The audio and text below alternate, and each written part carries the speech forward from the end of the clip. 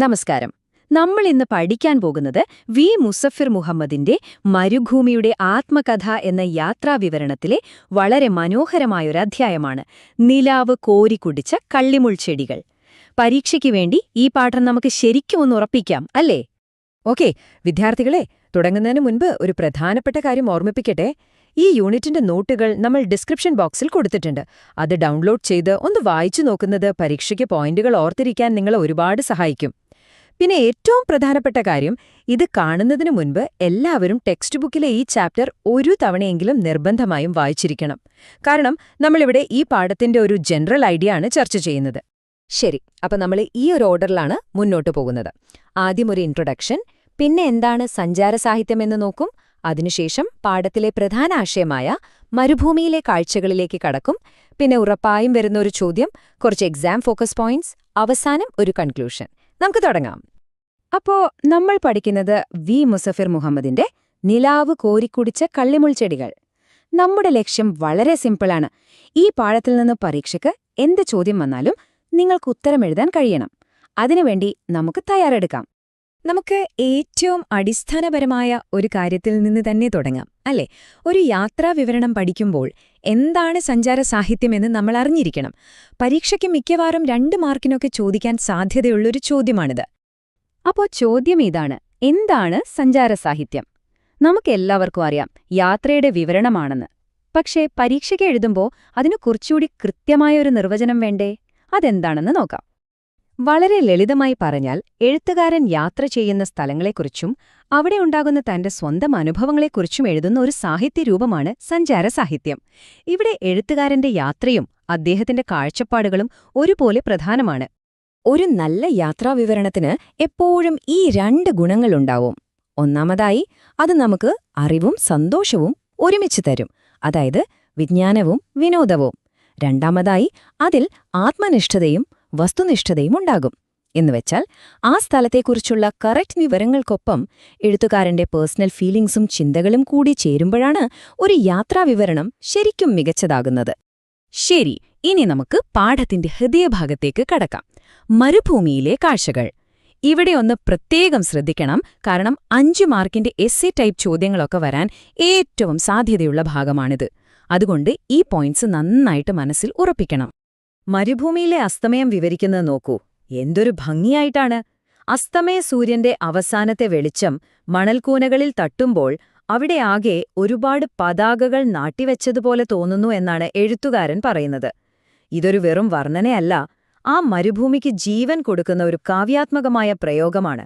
ആ അസ്തമയ വെളിച്ചത്തിൽ ഒട്ടകങ്ങളും ആടുകളും ഇടയന്മാരുമൊക്കെ നീങ്ങുമ്പോ അവരുടെ നീണ്ട കറുത്ത നിഴലുകൾ മണലിൽ വീഴും.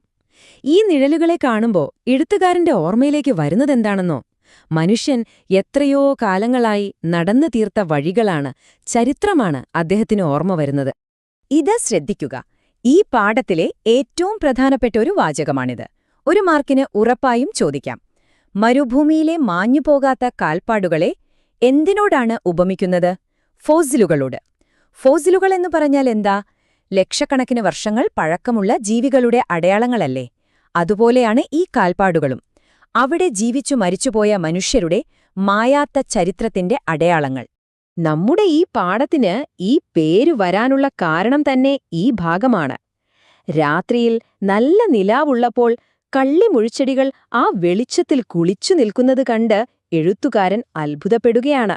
വരണ്ടുണങ്ങിയ ആ ചെടികൾ പോലും നിലാവിൽ എത്ര സുന്ദരികളായിരിക്കുന്നു എന്നാണ് അദ്ദേഹം ചിന്തിക്കുന്നത്. ഓക്കെ, അടുത്തത് ഈ പാഠത്തിലെ ഏറ്റവും പ്രധാനപ്പെട്ട ഒരു 2 മാർക്സ് ചോദ്യമാണ് വരാൻ പോകുന്നത്. ഇത് നിങ്ങൾ കാണാതെ പഠിച്ചേ പറ്റൂ. മരുഭൂമിയിലെ പുഴകളെക്കുറിച്ചാണ് ചോദ്യം. ഈ ടേബിളിലേക്ക് നോക്കൂ. എഴുത്തുകാരൻ പറയുന്ന 2 പുഴകളുടെ പേരുകളും അതിന്റെ അർത്ഥവുമാണിത്. ഒന്നാമത്തേത് ഖഷ്മുൽ ഹിസാൻ, അതിന്റെ അർത്ഥം കുതിരമൂക്ക് പുഴ.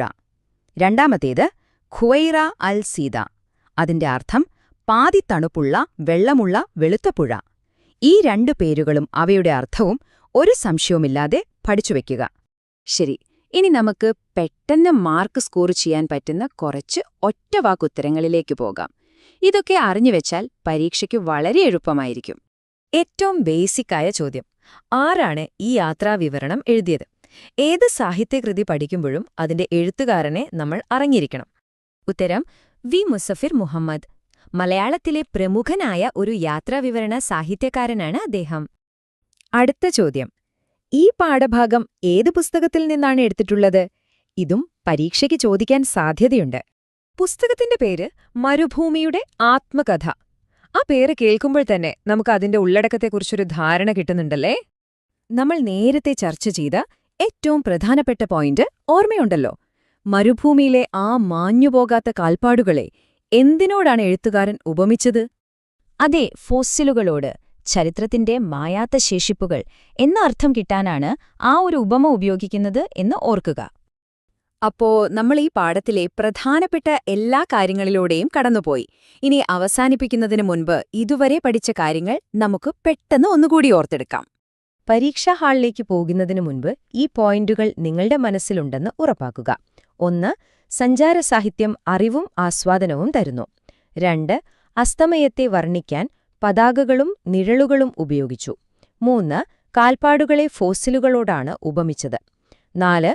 കശ്മുൽ ഹിസാൻ, ഖുവൈര അൽ സെയ്ദ എന്നീ പുഴകളുടെ പേരുകൾ കൃത്യമായി ഓർക്കണം. 5. ഇതെഴുതിയത് വി. മുസഫിർ മുഹമ്മദാണ്. ഈ 5 പോയിന്റുകൾ മനസ്സിലുറപ്പിച്ചോളൂ.